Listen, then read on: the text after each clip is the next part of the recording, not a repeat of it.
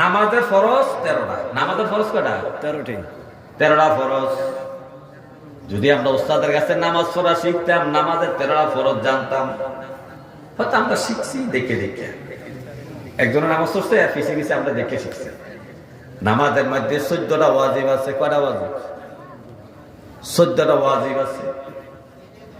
যদি আমরা নামাজ কোন হুজুরের কাছে শিখতাম তাহলে 14টা ওয়াজিব আমরা জানতাম। এখন মাসলা কি, নামাজের মধ্যে যদি কেউ ফরজ ছুটে যায়, কারো ফরজ ছুটে যায়, নামাজটা দৌড়াইয়া পড়তে হবে। ওয়াজিব ছুটে গেলে সুজদা দিয়া নামাজটা শুদ্ধ করতে হবে।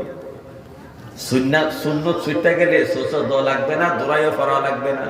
আহা, আমার নবী কত উম্মতের দরদি রে। আল্লাহ ফরজ ছাড়বে না। আল্লাহর বান্দা সফরে আছে, কষ্টের মধ্যে আছে, পিপাসায় কাতর, পেটের ক্ষুধায় কাতর, সফর অবস্থা হাঁটতে হাঁটতে শরীর দুর্বল হয়ে গেছে।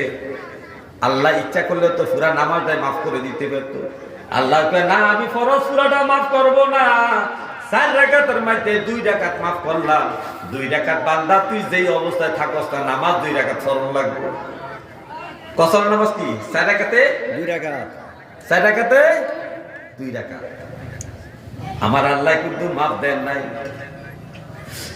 ওয়াজিবের বেলাও কিন্তু ছাড় নাই, সুজদা দিয়া শুদ্ধ করা লাগবে। কিন্তু সুন্নতের বেলায় আমার নবীজি এত দয়ার সাগর, উম্মতেরা তো মায়া নবী। আল্লাহ যত অর্ধেক ছাড় দিছে, নবী কয় আমার সুন্নত সব তোর ছাড় দিয়া দিলাম। সফর অবস্থায় কোনো সুন্নত করা লাগবে না, শুধু আল্লাহর 2 রাকাত ফরজ করবা। শুধু তাই নয়, নামাজের মধ্যে জামাত সহকারে নামাজ পড়তে পারছেন, যদি কোনো সুন্নত ছুটে যায় নামাজ বাদ দেন নাই নবী।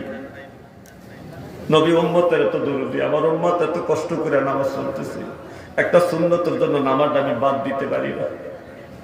আল্লাহ কয় আমি বাদ দিলাম, আমার ফরজ ছুটে গেলে আমি মাফ করব না, নামাজটা আবার দৌড়াইয়া পড়বি। যদি ওয়াজিবটা ছুটে যায় একটু ছাড় দিলাম, তুই সুজদা দিয়া নামাজটা শুদ্ধ করবি, কিন্তু সুজদা দিতে হবে, জরিমানা দিতে হবে। হে আমার ভাইও, নামাজ শ্রেষ্ঠ ইবাদত। আম্মাজান আয়েশা নবীজিকে, আয়েশা নবীজিকে প্রশ্ন করে, ইয়া রাসূলুল্লাহ, বান্দার কোন অবস্থা আল্লাহ বেশি ভালোবাসে, পছন্দ করে? বান্দার কোন অবস্থা আল্লাহ বেশি পছন্দ করে? কোন অবস্থাটা, কোন হালতটা আল্লাহ বেশি পছন্দ করে?